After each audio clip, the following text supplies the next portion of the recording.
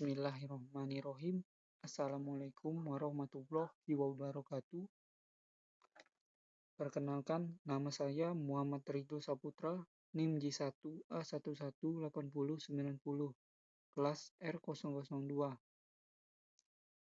Di sini saya ingin mempresentasikan hasil dari penelitian saya, yaitu mengenai pengaruh penambahan ekstrak daun pedada pada pembuatan permen jeli.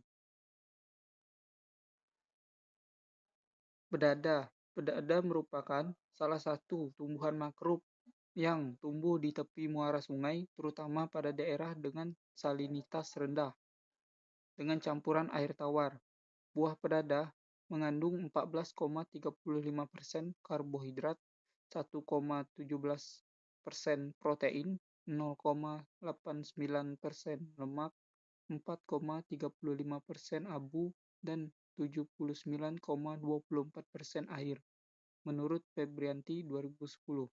Selain itu, beberapa vitamin, di antaranya vitamin A sebesar 221,97 IU, vitamin B 5,04 mg, vitamin B2 7,65 mg, dan vitamin C 56,74 mg, menurut Manalu 2011. Ini merupakan komposisi dari daun pedada muda dan daun pedada tua, menurut Handayani 2013.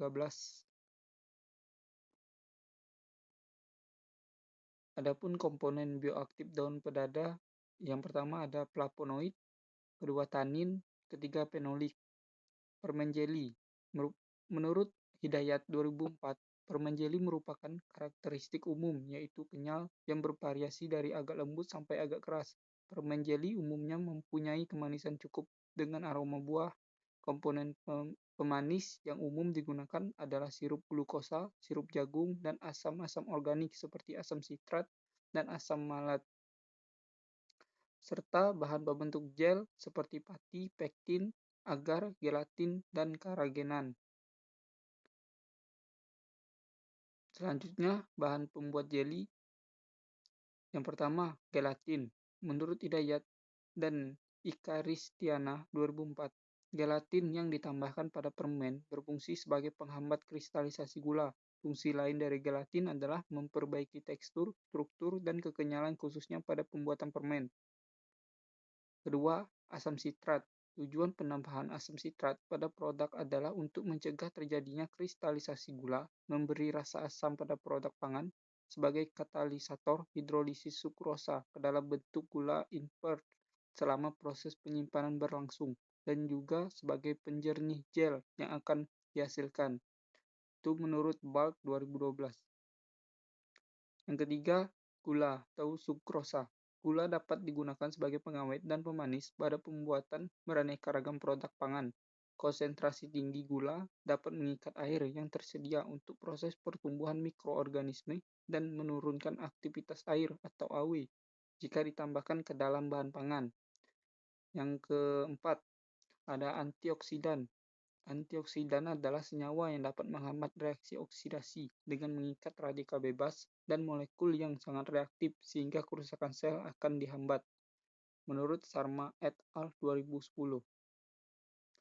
Selanjutnya ada metode penelitian. Di sini rancangan percobaan yang digunakan yaitu rancangan acak lengkap dengan satu faktor perlakuan, yaitu konsentrasi ekstrak daun pedada pada permen jeli yang terdiri dari 5 tahap perlakuan dengan 4 kali pengulangan.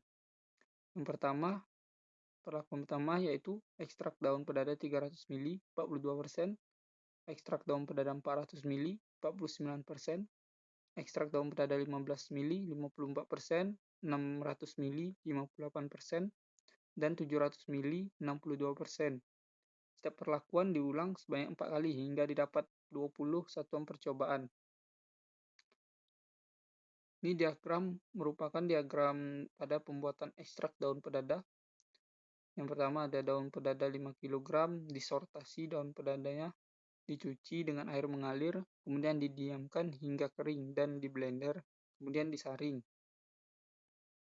Pembuatan permen jeli, ekstrak daun pedada 300, 400, 500, 600, dan 700 mili dipanaskan dengan waktu 45 sampai 90 derajat Celcius dalam waktu dengan maksudnya suhu 45 sampai 90 derajat Celcius dengan waktu kurang lebih 5 menit. Dari proses tersebut dilakukan pencampuran bahan asam sitrat 1,5 glukosa 70 mili, gelatin 150 gram, sukrosa 200 gram. Kemudian dilakukan penuangan pada loyang pendingin. Selanjutnya dilakukan pendinginan 5 derajat Celcius. Kemudian pendinginan pada suhu ruang 28 sampai 30 derajat Celcius selama 1 jam. Selanjutnya dilakukan pengecilan ukuran dan permen jeli daun pedada siap untuk dikonsumsi. Hasil dan pembahasan. G-organoleptik. Yang pertama ada rasa.